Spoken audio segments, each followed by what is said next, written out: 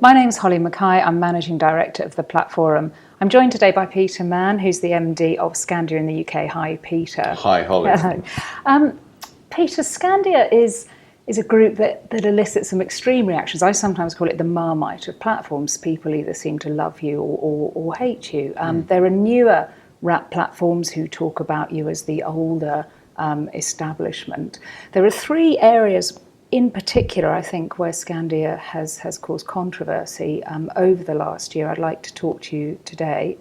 That's the sunset clause, rebates, and re-reg. So to kick off with the sunset clause, what does it mean to advisors out there? Can you just start by kind of recapping your understanding of what it means? Okay, so the sunset clause applies to legacy platform business, principally applies to legacy platform business. And what it means is those platforms that operated bundled environments where there were rebates from the fund manufacturing groups have a period of time in which to change the basis of their platforms and allow a clean, an unbundled situation to prevail. And why I think the sunset clause is very helpful for advisors is that in the original thinking and in the original FSA rules, then they probably wanted to get this done a little earlier. And it was muted 2014 as being a reasonable date. 2016 is now the date. It has been set in stone. And I think that what that does for advisors is gives them ample opportunity and time for a sensible move, timely move, from where their assets may well be to the new unbundled environment in 2016. So I think it's a regulator who listens, is pragmatic, and gives time for IFAs to make the transition. Now, we've talked about the 2-year transition period, but some platforms are reporting back to us they're actually seeing movement start to happen sooner than that. What's the experience over at Skandia? Yeah, we're very encouraged. So an appreciable amount of our business already has moved into an unbundled environment. And certainly, if the rate of movement that we've experienced in the first 4 months continues, then I don't see any issue with any remaining legacy assets at the point in time that we need to move across. But we're in early days, so we need to continue the debate. We need to encourage IFAs to have the conversations with their clients, and we can keep on watching and reporting. Now, the newer wrap platforms would make out that this is bad news for Skandia. You're one of the older platforms in the market. I felt a bit uncharitable to say that. Not you personally, Peter. And the sort of the word on the street, I guess, is that means there may be more customers on platforms like Skandia who perhaps have not been serviced regularly or have not been looked at advisors sort of recently, and that you may be going to cop a larger share of the perhaps the customers that we're talking about as potential orphan customers at such point when either before or at 2016 when we have to write to them as customers. Are you going to see a bigger exodus off your platform than others? We certainly don't expect to. I think as a kind of victim of your own success, naturally, because we're big, we have an issue which is of greater proportions than some others who are quite as large. So there are two ways that people look at it. First of all, there is a belief, which I can now dispel, that the margin differential between historic bundled business and new unbundled business is significant. It isn't significant. So the margin differential is not significant. So that, in terms of destroying, in inverted commas, the revenue model, it doesn't do that. It isn't planned to do that.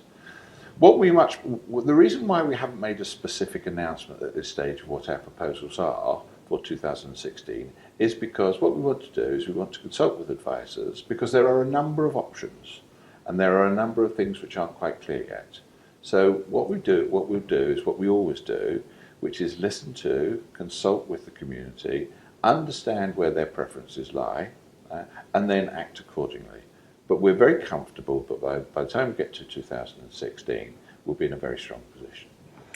That brings us, I guess, onto the issue of rebates. Now, I felt quite sorry for your marketing team because they had a difficult message to put out recently, which was, and I've got to read this to make sure I get this right, clean share classes with rebates. Yeah.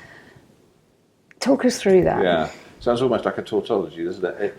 So I think part of the problem is contained in the phraseology. So the ability to have unit rebates is established. It's an established practice. So our thinking from an advisor and a client perspective is if something exists where there is an inverted commas discount available, why shouldn't you try and make people have that discount? It should reduce what I think is important, which is the total cost of ownership of an asset. Unfortunately, that doesn't, because the words are new, we're still getting used to them. So a clean share class would typically be 75 basis point share class with no rebate.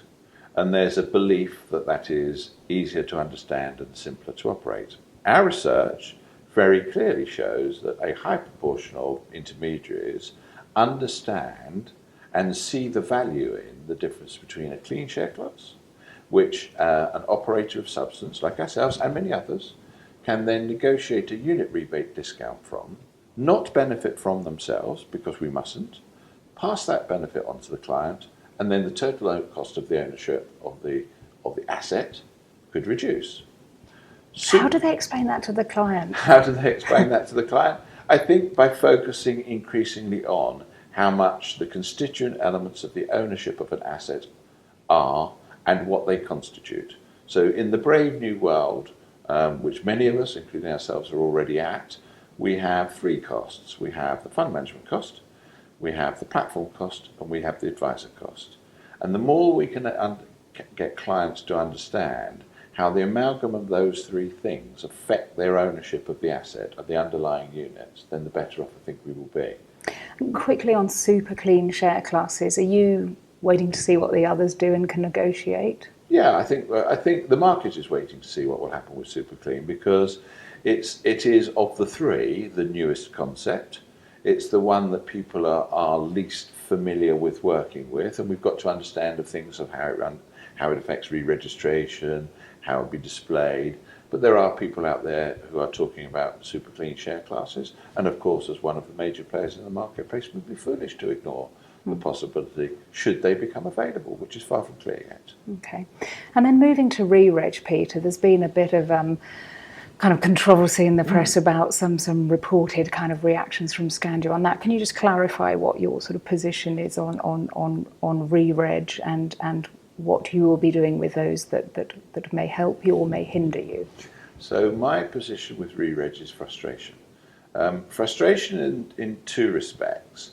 The primary respect is, I think the platform paper and subsequent announcements from the FSA might make it quite clear what their intentions are for re-registration. What they would like to see is, without cashing down, a seamless transfer of assets where it's practically possible and legislatively possible to do between platforms. And that must be a good client outcome. Should a client wish to transfer, it should be as easy as possible. The original idea was that you should automate that process. And there were some specific guidelines given on automation, including timescales. We did that. So we provided that automation within the prescribed guideline, or the recommended guidelines, shortly to become prescribed guidelines, and we were in a position to do that. For whatever reason, some perfectly legitimate, other people are not yet in a position to automate. So what that means is you have a telephone with one end of the wire connected and the other one not. And unfortunately, if we are the recipient of a client who wishes to consolidate their assets into one place, then we've got to collect those units from a number of other places. Where it's not automated, it takes longer. But of course, as the recipient of the IFA's business, you're the focal point of his or her attention. So you do get accused of being dilatory, which is rather unfortunate when in fact, in most cases, it's not us who's dilatory, it's those who are sending us the funds. And will you be charging those who cause a delay?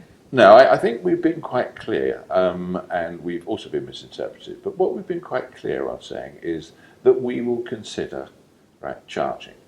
At this point in time, what we're doing is we're waiting to see how the situation pans out. At the moment, we are not charging. And the reason why we want to see how the position pans out is, as often happens in markets, the number of fund management groups and platforms who are automating is accelerating quickly.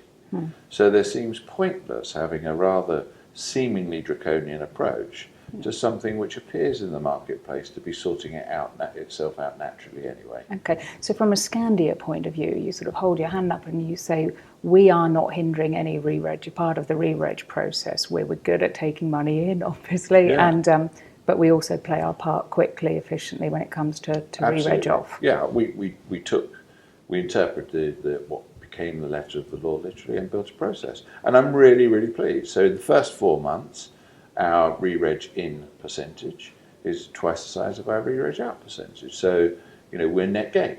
And I hope that position continues. And that certainly is the position we anticipated being in, and the position we're fortunate enough to find ourselves in 4 months in. Okay, so squeaky clean on re-reg, but there were a few grumbles we noticed out and about from advisors about Skandia in the first quarter of the year. Were they fair? Yeah, they were entirely fair. What was going on? We took the conscious decision. So we have an R1 day and an R2 day. R1 day has passed, R2 day is yet to come. And there are two elements of the requirements, which was namely advice charging and re-registration, which were mandatory or effectively mandatory from 31st of December. We complied with those. Unbundling as a concept and as a construct, and unit rebate, being able to facilitate unit rebates, don't come into R2 day. We took the conscious decision to put all four together and launch them as part of our 31st or 1st of January strategy this year. That's a big technology build. We didn't just change the light bulb. We re-engineered the whole thing, and that did not come without its problems.